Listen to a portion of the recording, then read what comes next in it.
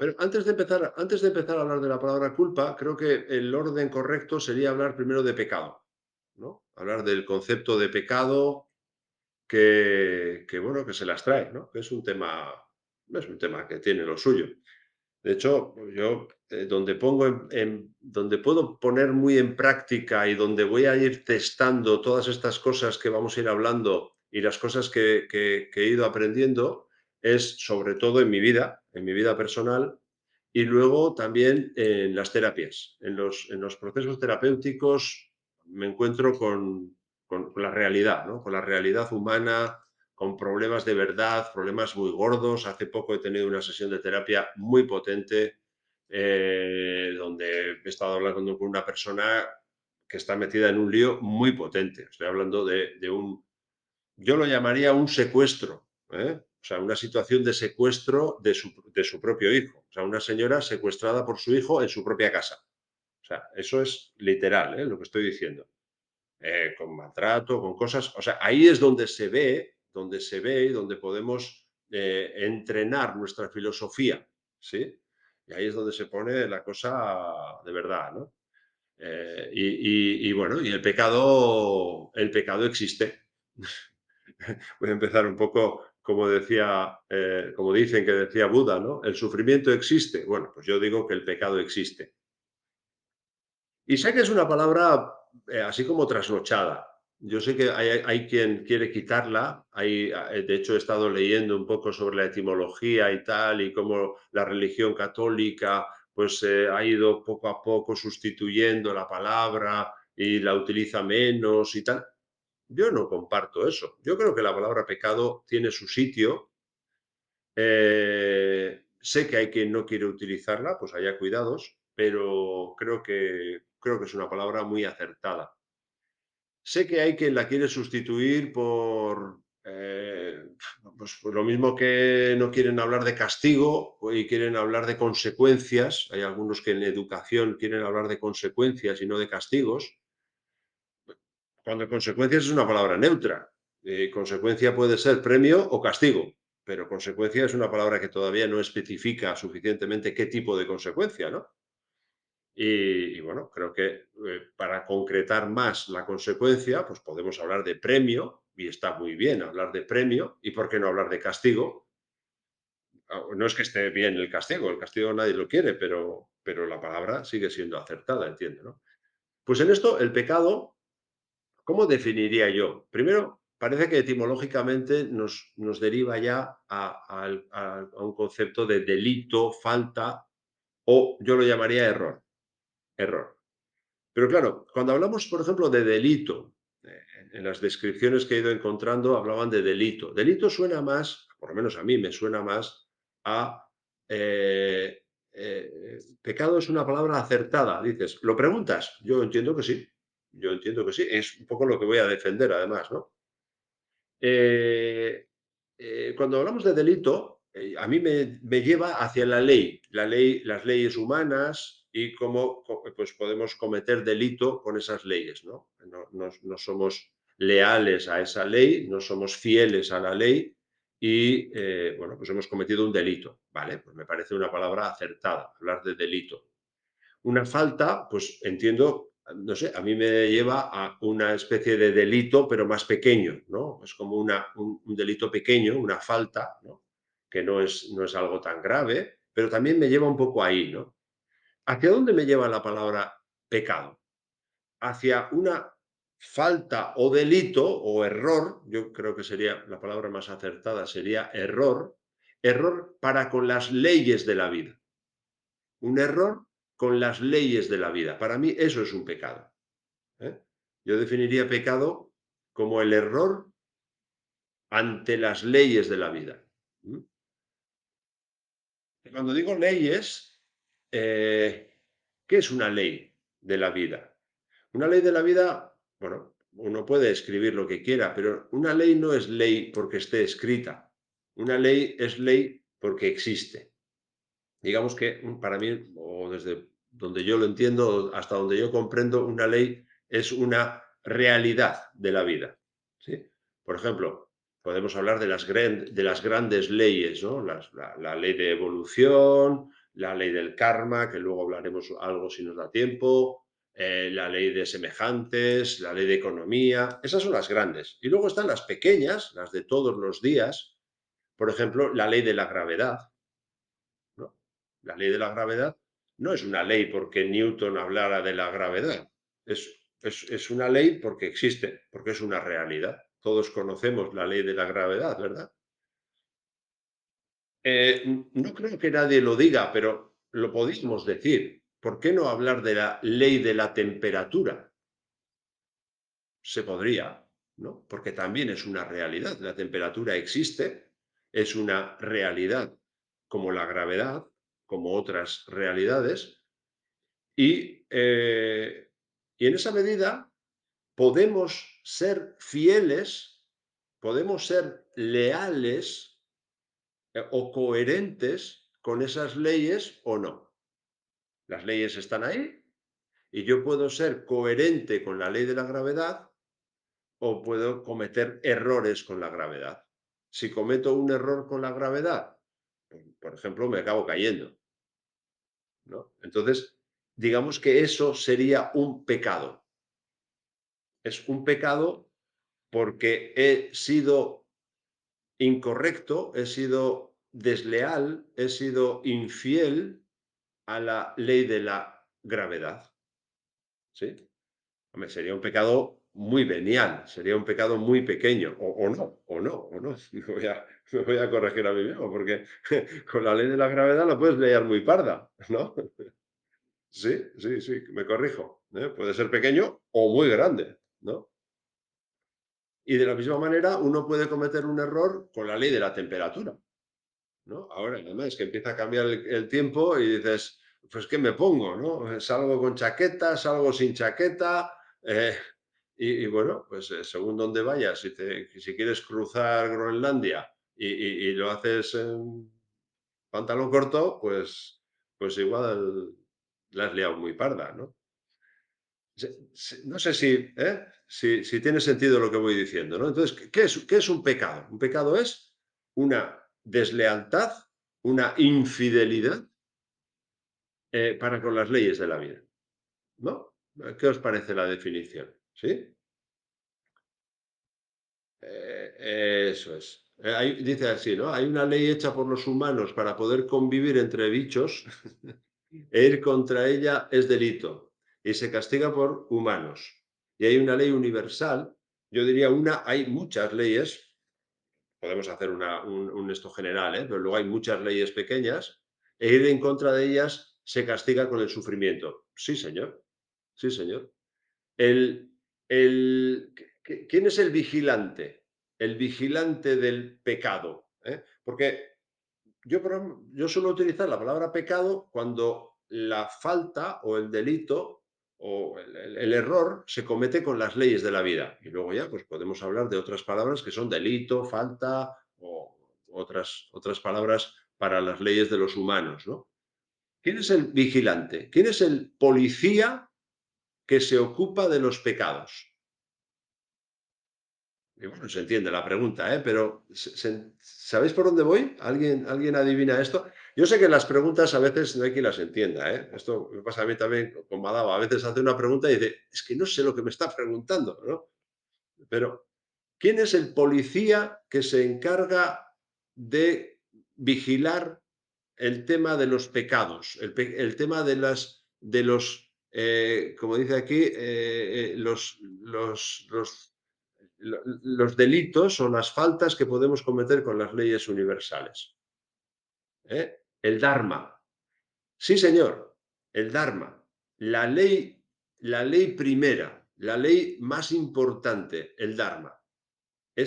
Ahí todas las leyes están al servicio del Dharma, el Shuddha Dharma o el Sanatana Dharma, mejor dicho. El Shuddha Dharma sería ese Dharma que tenemos que cumplir para cumplir con el Sanatana Dharma, ¿sí?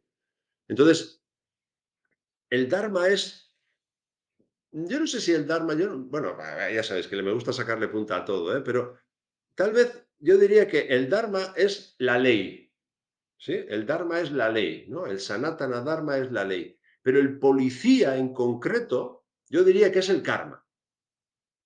El karma es el policía que se ocupa de vigilar que se cumpla el dharma. No sé si os gusta esto o qué os parece, pero bueno, más o menos, ¿no? Digamos que el dharma es la norma, el dharma es la ley, ¿sí? Y luego hay un vigilante. Un vigilante que dice, a ver, ¿lo estás haciendo bien o lo estás haciendo mal? Si lo estás haciendo bien, pasas. Si no lo estás haciendo bien, no pasas. ¿Sí? Y bueno, pues luego entraré un poco con el tema, ¿no? Ah. Sí, sí, me encanta el karma de policía, dice. Bueno, a mí no me gusta mucho, pero cumple con su función, sí. Para mí sería el justiciero, el karma. Eso es, ¿no? El karma es el que está todo el rato vigilando que se mantenga ese equilibrio y es el repartidor de justicia, por hacerlo así, ¿no? Por el cuidador de la justicia y del equilibrio que necesitamos para ir cumpliendo con el Dharma, ¿sí? Pero bueno, luego hablamos un poco a ver qué sale con esto del karma, pero vuelvo a un poquito al pecado, ¿eh? A ver qué cositas podemos decir aquí, ¿no? Yo diría que eh, cuando hablamos de pecado, hay, como en todo, hay dos grandes elementos que tienen que ver con el pecado, ¿no? Dos, dos capacidades divinas, iba a decir humanas, pero humanas cuando las desarrollamos, en principio son capacidades divinas. En nuestro aspecto divino hay dos cosas que tenemos que desarrollar, que son conciencia y voluntad. Estas son las dos grandes tesoros que tenemos que ir atesorando en este proceso de evolución. Y el pecado precisamente tiene que ver con esto, ¿no? Tiene que ver con la no utilización o con la manera en la que utilizamos estos dos tesoros o la cantidad de desarrollo que hemos hecho sobre estos dos tesoros, que son la conciencia y la voluntad, ¿no?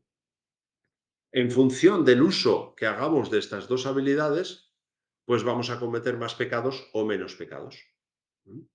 Ahí estaría pues, la inconsciencia y la pereza. La pereza, cuando hablamos en el eneagrama de la construcción de la neurosis, la construcción del carácter y todo esto, pues ya vemos que está el triángulo central, los que conocéis un poco este tema, y en el triángulo central vemos tres figuras que son las que conforman el carácter, ¿no? Que son, por un lado, el propio carácter, que es la construcción del carácter, y por el otro lado tenemos perdón, el carácter está sujeto básicamente con la inconsciencia, luego tenemos la pereza, arriba, el 9, ¿sí?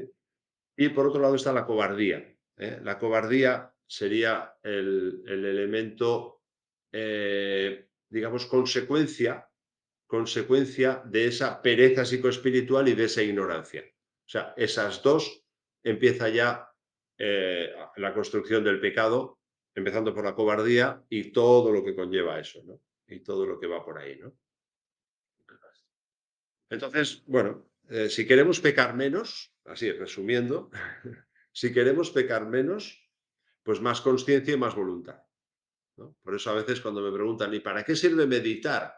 Pues meditar sirve para todo, sirve para acertar, para todo, ¿no? ¿Por qué? Porque estamos despertando esas dos cualidades, que son sobre todo conciencia, pero no hay conciencia sin voluntad, por lo tanto, estamos desarrollando las dos y eso nos va a dar el, la facultad después de, pues, de acertar, que sería lo contrario del pecado, ¿no? El acierto, ¿sí? Muy bien, ¿alguna cosa? Porque vuestra cabecita también va pensando y a mí me ayudáis mucho. Igual queréis añadir algo. Bien, luego, ¿qué he puesto aquí, no? A la hora de hablar de pecado, creo que en función de esto que decíamos de la conciencia y la voluntad, también tenemos que, o podemos diferenciar dos tipos de pecado, ¿no? El pecado venial y el pecado capital, ¿sí? Esto en la religión católica se enseñaba así, ¿no? Está el pecado capital y el pecado venial. Lo que pasa es que lo que luego se decía de lo que era pecado venial y lo que se decía de lo que era pecado capital, pues igual no termino de estar de acuerdo del todo, ¿no? Entonces yo voy a dar mi punto de vista o mi parecer sobre lo que yo entiendo por pecado venial y lo que yo entiendo por pecado capital, ¿no?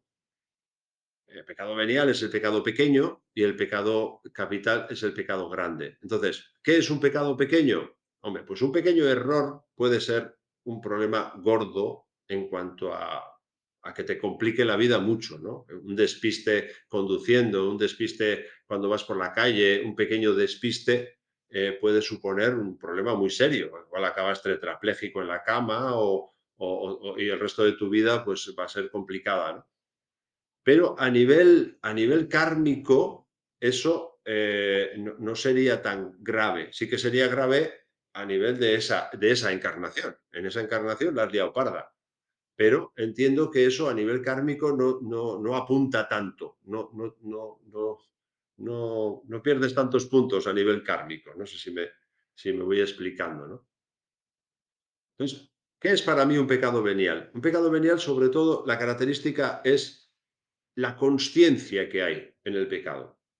Cuanta más consciencia en el pecado, más venial, menos grave, menos peligroso. Aunque, como digo, la puedes liar muy parda, ¿eh? Pero la característica del pecado venial, sobre todo para mí, no es tanto lo que hagas, no es el qué, sino lo que hay detrás, que es la inconsciencia. No sé si esto... ¿Sí? Cuanto más inconsciente, más grave es el pecado. ¿Por qué? Porque va a despertar más karma, va a despertar, va a necesitar más karma, porque ¿cuál es la función del karma? La función del karma es despertar consciencia. Entonces, cuanto más inconsciente, más grave es el pecado. Le va a necesitar más karma, más experiencia, más sufrimiento, en todo caso, no necesariamente, pero más dificultad, claro. ¿Sí? Aunque ya digo, que un pequeño error puede parecer muy grave, pero lo grave del pecado, desde mi punto de vista, está en la inconsciencia y paralelo a eso, o junto con eso, la falta de voluntad. La falta de... Pero la voluntad suele ir acompañado de la consciencia. Yo, cuando estoy trabajando en terapia, procuro no dar consejos. ¿Y cómo trabajamos en terapia? Pues sobre todo ayudando a la persona a que se dé cuenta. Y en la medida en que se dé cuenta, surge todo, surge el sentido, la dirección, el acierto y surge también la voluntad. Porque muchas veces estamos ahí atascados porque no lo vemos claro. Pero cuando lo vemos claro, la voluntad también va viniendo. Es verdad que a veces uno lo puede ver claro, pero está perezoso y todavía se resiste. Es porque no lo ve suficientemente claro. ¿Sí? Voy a poner un ejemplo que creo que ya he puesto alguna vez además. Imagínate que estás fumando, ¿no? Y en un momento dado tienes un momento de lucidez y dices, esto es una estupidez, esto es insano, es caro, es peligroso, esto que estoy haciendo es una estupidez. Ese es un momento de lucidez, ese es un momento de consciencia, es un eureka, ¿no? Te has dado cuenta. Es un momento maravilloso, importante. ¿Qué pasa? Que muchas veces eso, la mayoría de las veces, lo llevamos a la mente. Ese darse cuenta lo llevamos a la mente y lo dejamos ahí, en la mente. Y las siguientes veces en las que podría volver a darme cuenta, se mete la mente por medio y dice, esto es una mierda. Pero ya no hay consciencia, hay repetición. Está la cotorra que repite, pero no hay consciencia ya. Y alguien te dice, ¿y todavía fumas? Y dices, sí, ya sé que es una mierda, pero no me estoy dando cuenta. Yo pregunto, ¿qué pasaría si yo pudiera permanecer consciente todo el rato como esa primera vez que me di cuenta? Todo el rato consciente de que esto es una estupidez, esto es una mierda, estoy haciendo el tonto, me la estoy jugando, es carísimo. Si yo estuviera súper consciente todo el rato, ¿qué pasaría? Podéis hablar, ¿eh? ¿Qué pasaría? Venga, a decir algo, hombre, que si no me siento aquí muy solo.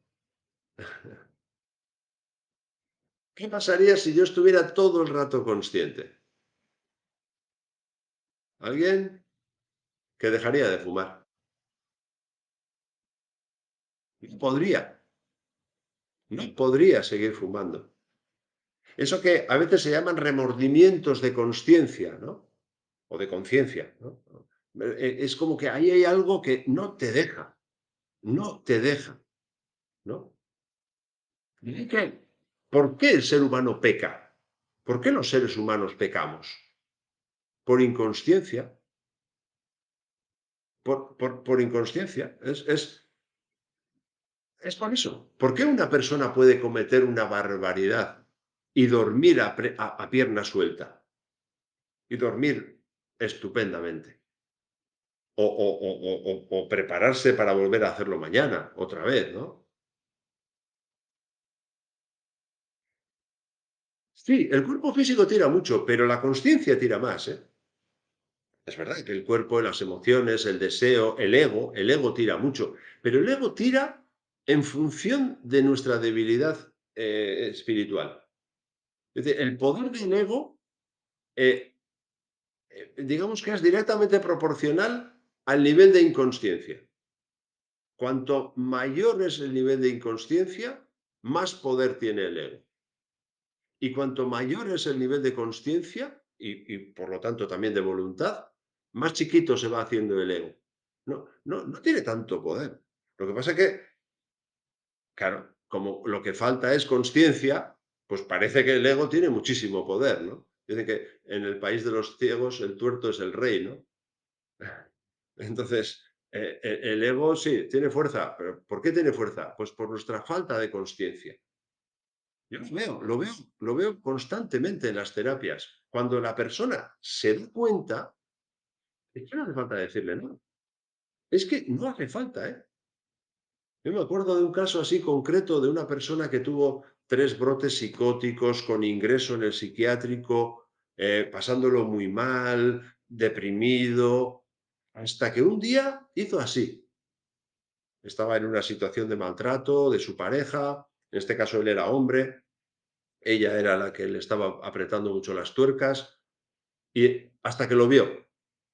Y el día que se dio cuenta, el día que algo hizo así, oye, es que no hacía, yo prácticamente ya desde entonces ya no hacía nada de las sesiones, lo hacía del todo. Venía con su cuaderno, con sus notas, eso sí, me lo contaba, hablábamos, pero dirigía todo el proceso y hasta entonces era yo el que andaba tirando y cómo estás y el otro deprimido y estaba yo como tirando del carro hasta que se dio cuenta. Y el día que se dio cuenta, oye, un poderío, hasta adelgazó, bueno, no voy a dar más pistas, pero eh, una pasada, una pasada. No sé si esto dice algo. Y vale, los brotes psicóticos, nada, ¿eh? Se acabaron los brotes psicóticos. Desde el momento, eso sí, luego pasó por un proceso de separación muy duro, donde ella se lo puso muy difícil, hubo que luchar, hubo que enfrentarse a la situación, pero había un poder que antes no estaba. Antes, por lo que sea, bueno, a mi modo de ver, por inconsciencia, no estaba. Por eso es tan importante esto de la consciencia. Por eso estamos haciendo yoga. Por eso meditamos. Para eso meditamos. Me acuerdo, una vez Madaba, a veces se calienta, a veces y esta vez se enfadó así un poco. Estábamos en una reunión y como había bastante gente y tal, y bueno, pues había, como estábamos hablando en la anterior crisis, en la del 2008, aquella, y estábamos, bueno, pues que si la crisis, que si la economía, que si tal, que si cual. Y dijo algo así, dice, estáis que si la economía, que si la crisis, que si los problemas, que si habéis dejado de meditar. Decía, habéis dejado de meditar. No sé, creo que ahí lo resume bien, ¿no? Lo resume bien, ¿no? Y eso lo comprobamos, ¿no? Cómo la vida cambia, la vida, el karma cambia, todo cambia en la medida en que vamos despertando esa consciencia. Por eso es tan importante la consciencia. Es que se dice que es la madre de todos los sufrimientos, pero precisamente la inconsciencia, perdón, la inconsciencia es la madre de todos los sufrimientos y por lo tanto la consciencia es la solución a todos los problemas. Y a todos, ¿eh? A todos. Porque cuando haya un nivel de supraconsciencia suficiente, pues se acaba incluso la propia encarnación. Con lo cual, pues se acabaron todos los problemas. Vamos al Olimpo de los dioses, ¿no? Y entonces, cuando hablamos de pecado, pues tenemos que acordarnos de la consciencia, a mi modo de ver. Hay que acordarse. ¿Por qué pecamos? Primero, pecamos. Sí, pecamos. Hay que decirlo, no pasa nada con decir. Ya sé que es una palabra que suena un poco trasnochada no, bueno, pues ya me dirás si hay otra palabra mejor. Delito no vale, porque delito es con las leyes humanas, ¿no? Entonces, pecamos. ¿Y por qué pecamos? Pues por falta de consciencia. No es que seamos malos o buenos, somos inconscientes o conscientes. Claro, en la medida en que somos inconscientes, pues ahí es lo que llamamos malo, ¿no? Que hace las cosas mal, comete pecados, ¿no? Sí, ¿tiene sentido? Mm. Bueno, pues esa era la introducción. Qué paciencia tenéis. Bien.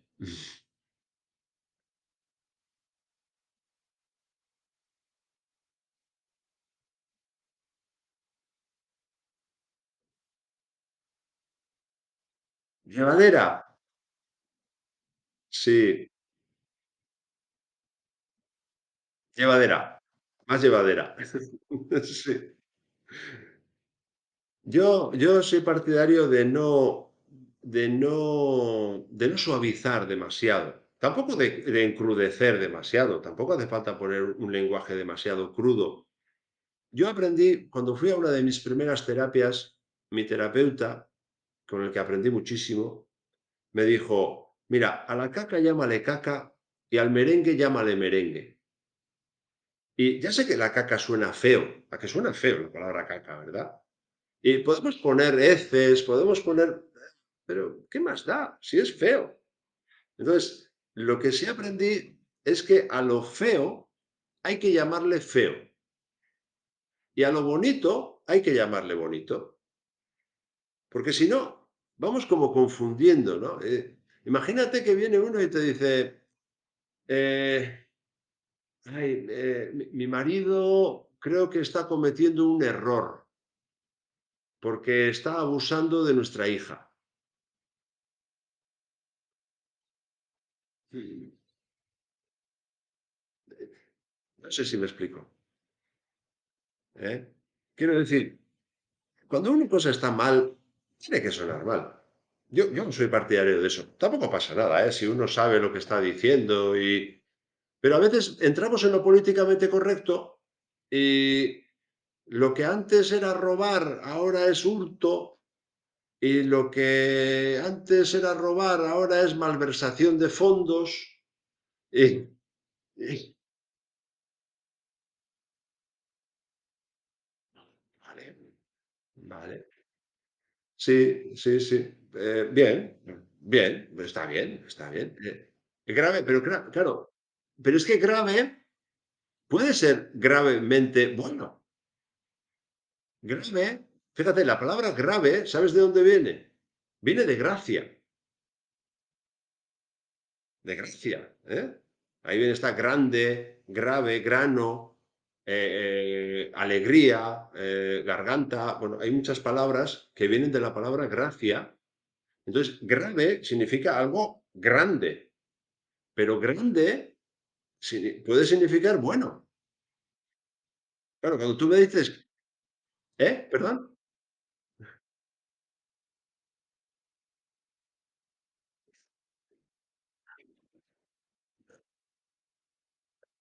Sí, sí,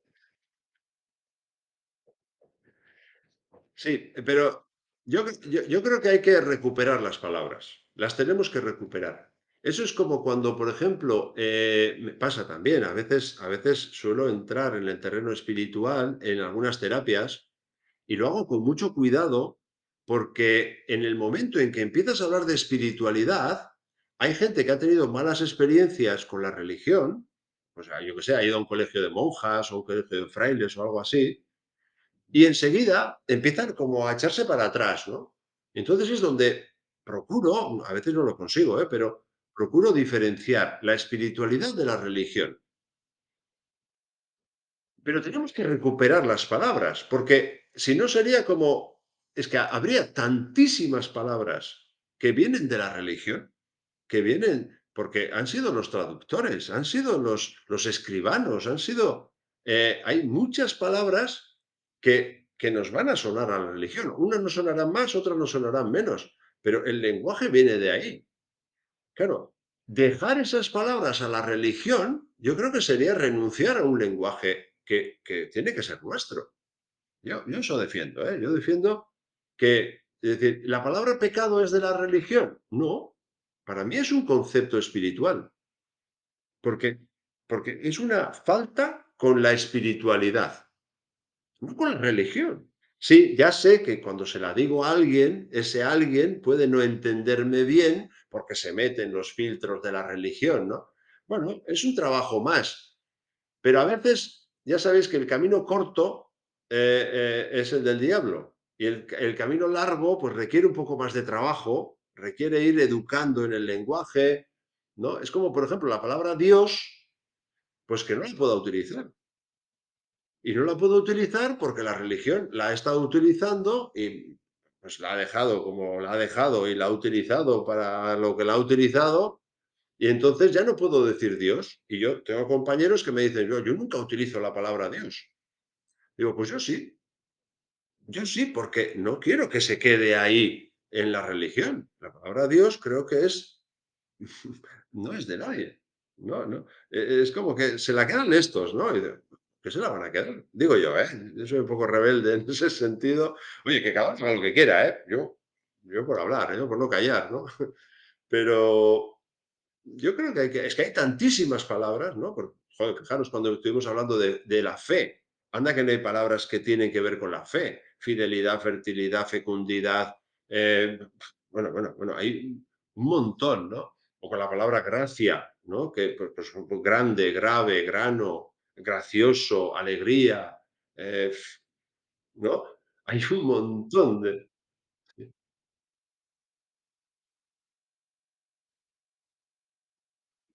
Sí, sí, sí, sí. Por eso es grande, grave es grande.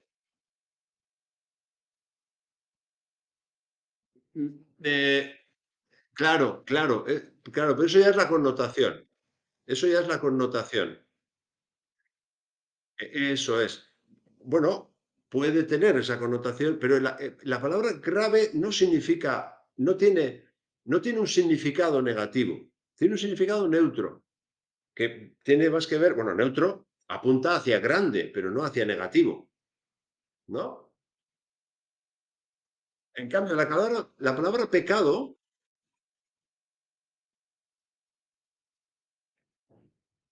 sí, sí.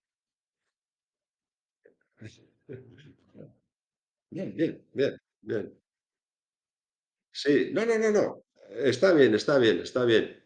Eh, eh, yo reivindico la palabra. Yo sé que soy un pesado, pero yo quiero que siga así. Quiero que siga existiendo. ¿Sabes por qué? Porque si no, empiezan a desaparecer una serie de palabras espirituales y al final desaparece la espiritualidad. Es como la propia, fijaros, la propia palabra espiritualidad, espiritual, uno queda como trasnochado al decirla. ¿No tenéis esa sensación? ¿No? Dices espiritual, según, imagínate, en un poteo con los colegas, tomando un vino o un pincho, y dices la palabra espiritual y, ¿qué dices, tío? ¿Qué dices? ¿De qué convento te has caído? ¿No? Prehistórico,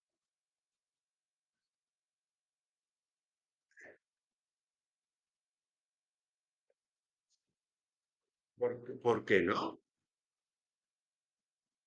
¿Por qué no puedes hablar de espiritualidad tomando unos vinos? ¿Y por qué no se puede hablar de pecado tomando unos vinos? Eso es lo que quiero reivindicar. Tenemos que sacar la espiritualidad del armario. Yo estoy en eso. Igual me quedo solo, pero yo estoy en eso. Sacar la espiritualidad del armario y decir, no señor, a ver, esto no es de las religiones. La espiritualidad es un bien humano. Es un bien, además del el grande, es el superbién, ¿no? Y eso hay que sacarlo a la calle. Eso tenemos que reivindicarlo. Y si en un poteo eh, hay algo que tú tengas que decir, pues eso es un pecado, ¿por qué no lo vas a poder decir? ¿Y por qué no vas a poder decir que estamos... es que esta sociedad, imagínate, estamos hablando de política. Y dice, ya, pero es que yo creo que en el fondo tenemos un desajuste espiritual muy serio. Hablando de política, porque creo que existe... Claro, claro, claro, pero si vamos echando para atrás y cada vez me avergüenzo más, porque aquí está el tema de la vergüenza, si no echo para adelante, pues bueno, pues estoy siendo cómplice de esa ignorancia general que se va, ¿no? Es como, por ejemplo, no puedo decir robar, robar de toda la vida. Pues no, ahora hay que decir hurto, malversación de fondos, apropiación indebida. Chicos, robar, robar de toda la vida. Eso soy un poco bruto, pero ya lo dejo. Es que si no, observo que si las religiones ya han perdido mucho estatus para defender, aunque sea mal o bien, el tema espiritual y nadie lo defiende, pues se lo come la hierba. Quiero decir, si tú no cortas la mala hierba, pues la mala hierba se apodera de... ¿eh? A ver, perdonad que hay cosas que a veces no te das cuenta. Te iluminas, eso es, sí, claro, ¿no? Bueno, muy bien, esto estaba de antes, ¿no? Con el tema de... Entonces yo reivindico estas palabras que tienen una enjundia. Es como, por ejemplo, la palabra castigo, ¿no? Pues yo tengo compañeros que andan en temas de educación y tal, y dicen, no, no, es que ya no utilizamos la palabra castigo, me decía uno. Dice, ¿y qué utilizáis? Y, pues consecuencia, ya, pero es que consecuencia es una palabra neutra. Consecuencia puede ser premio, ya lo he dicho antes, ¿no? Premio o castigo. Entonces, ¿qué tiene de malo la palabra castigo? No, no, no, castigo, no, eso es feo. Y digo, pues sí, es feo el castigo. Nadie, creo que solo un pervertido podría decir que un castigo es algo bonito. Bonito no es. Otra cosa es que sea necesario, ¿no? Pero bonito no tiene por qué ser, ¿no?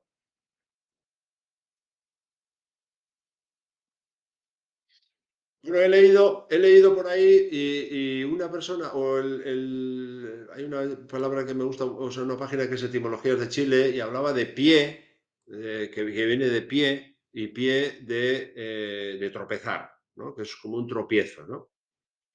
Y otra persona decía que no viene de esa raíz, que viene creo que viene del latín y que significaba delito. Bueno, tampoco me ha aportado mucho el significado etimológico. Hay veces que veo cosas y hay veces que no veo nada, porque tampoco me lo dicen.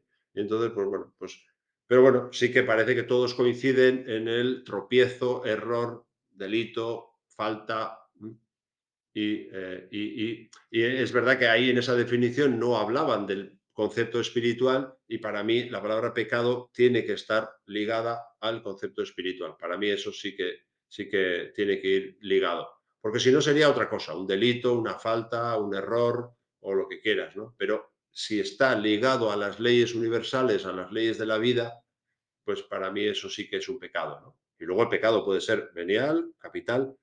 El pecado capital, cuando hablamos del pecado capital, hablamos de los 9 pecados capitales, que en la religión católica se habla de 7, pero parece que viene un poco más atrás de los sufíes, ¿no? En el eneagrama estudiamos esto, ¿no?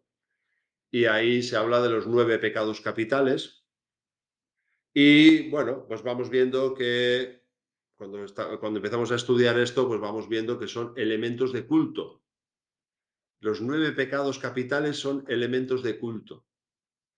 Y todos, sin excepción, adoramos por lo menos uno de estos, ¿no? ¿Sabéis cuáles son los 9 pecados capitales? Los puedo enumerar.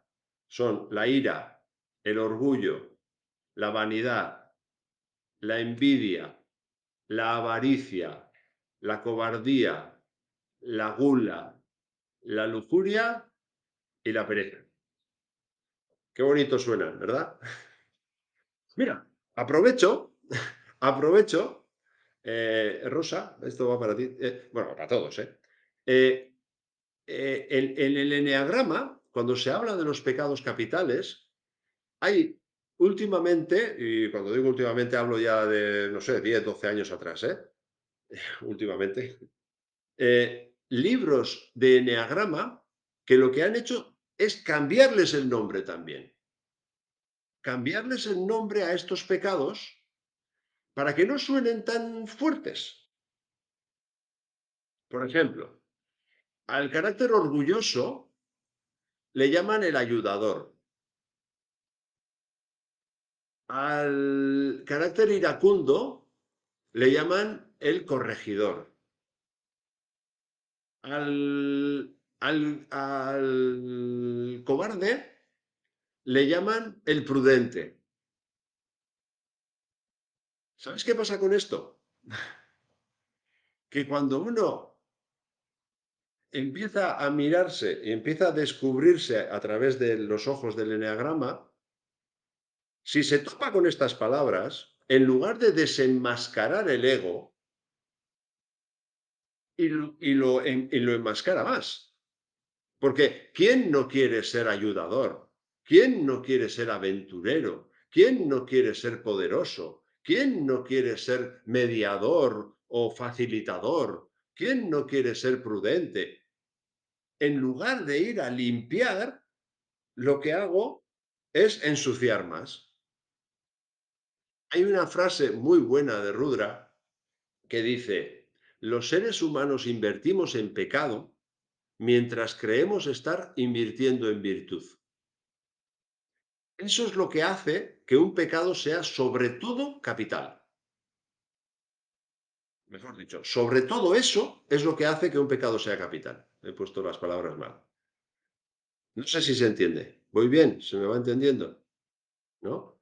Entonces, lo que no hay que hacer es ponerle el pecado bonito. El pecado tiene que sonar feo, porque es un pecado. Y el orgullo tiene que sonar a orgullo. Y cuando digo adorar, también haya habido algún compañero que me ha dicho, es que adorar, ¿no te estás pasando? Y dice, no, no me estoy pasando. No me estoy pasando. Adoramos el pecado capital. Todos y cada uno de nosotros, también se le llama la pasión dominante. Bueno, ya no suena a pecado capital, pero yo prefiero llamarle pecado capital, aunque también es pasión dominante. ¿Qué es la pasión dominante? Pues mi manera dominante de sentir y de ir por la vida. No solo de sentir, sino de ir por la vida. Es el camino diabólico que he necesitado coger en la vida para buscarme la vida. Y es un elemento de culto. ¿Por qué? Pues porque me entrego en cuerpo y alma a esa herramienta, ¿no? Pues, por ejemplo, hoy he estado trabajando con una persona de carácter iracundo y ha venido a terapia porque tiene una ira con sus propios pensamientos. Está sufriendo la ira con sus propios pensamientos. Hay una serie de pensamientos que le aparecen con los que sufre mucho, pero ¿de qué sufre? Sufre de ira.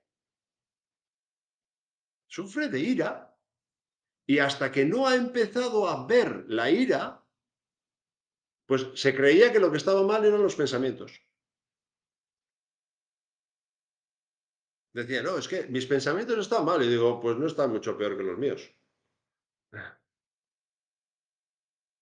Con nuestra infancia, si la pasión dominante tiene que ver con nuestra infancia, yo no le pondría la responsabilidad a la infancia, pero sin duda el carácter se forja desde la infancia, ¿eh? De 0 a 3 años el carácter ya está muy consolidado y luego vamos consolidando hasta los 9 y bueno, vamos creciendo y vamos creando carácter y el carácter empieza en la infancia.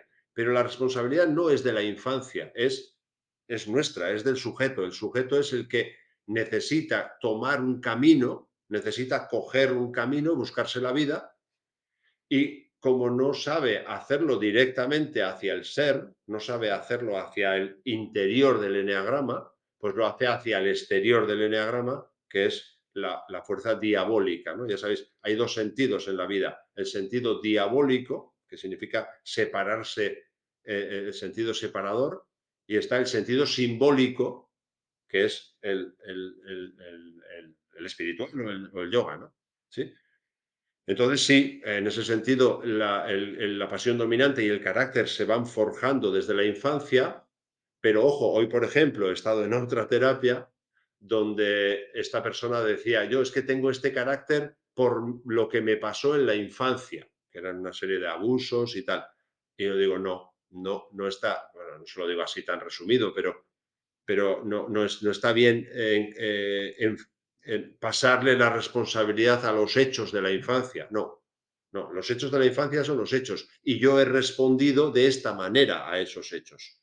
¿Eh? Siempre tenemos que coger la responsabilidad de cómo hemos respondido a la vida. ¿Sí? No es por lo que pasó, es con lo que pasó.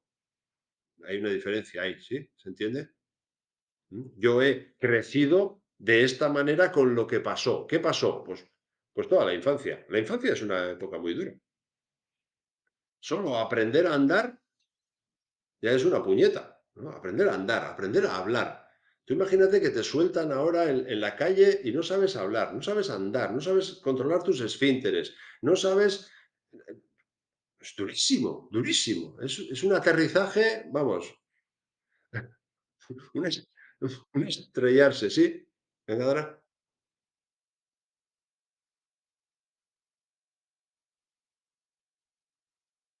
No siempre.